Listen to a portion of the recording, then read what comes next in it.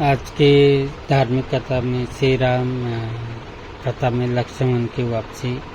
रात में मोर्चा भंग होने पर लक्ष्मण फिर विलाप करने लगे।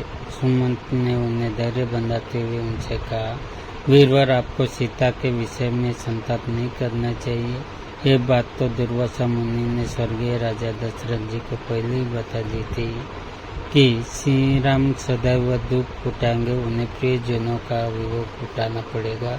मुनि के कथनानुसार दीर्घकाल व्यतीत होने पर भी अपने आप को तथा भरत और शत्रुघ्न को उनकी त्याग देंगे।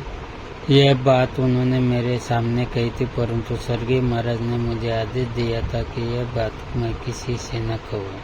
अब उचित अवसर जानकर आपसे कह रहा हूँ। आपसे अनुरोध है कि आप ये बात भरत शत्रुघ्न के सम्मुख कदापि न कहे। सुमन की बात सुनकर जब लक्ष्मण ने किसी से न कहने का आश्वासन देकर पूरी बात बताने का आग्रह किया तो सुमन ने कहा, एक समय की बात है, दुर्वासा मुनि महर्षि वशिष्ठ के आश्रम में रहकर चातुर्मास बिता रहे थे। उसी समय महाराज दशरथ वशिष्ठ जी के दर्शनों के लिए पहुंचे। बातों बातों में महाराज ने दुर्वासा मुनि से पूछा कि भगवान, मेरे वंश कितने समय तक चलेगा?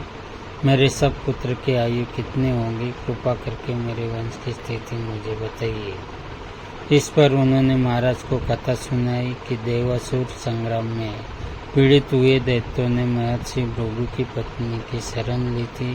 भृगु की पत्नी द्वारा दैत्यों को शरण दिए जाने पर कुपित होकर भगवान विष्णु ने अपने चक्र से उनका सिर काट डाला।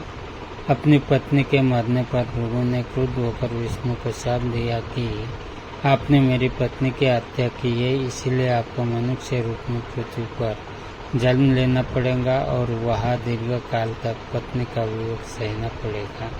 शाप की बात बताकर महर्षि दुर्वासा ने रघुवंश के भविष्य की संबंधी बहुत सी बातें बताई।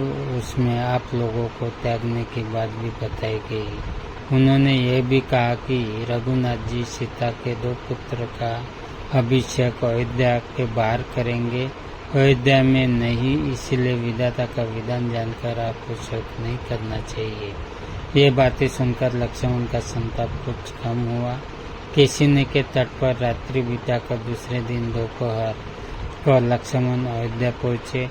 उन्होंने अत्यंत दुखी मन से श्री राम के पास पहुंचकर सीता के परित्याग का संपूर्ण वृत्तांत जा सुनाया। राम ने स्वयं पूर्वक सारी बातें सुनी और अपने मन पर नियंत्रण रखते हुए राजकाज में मन लगाया।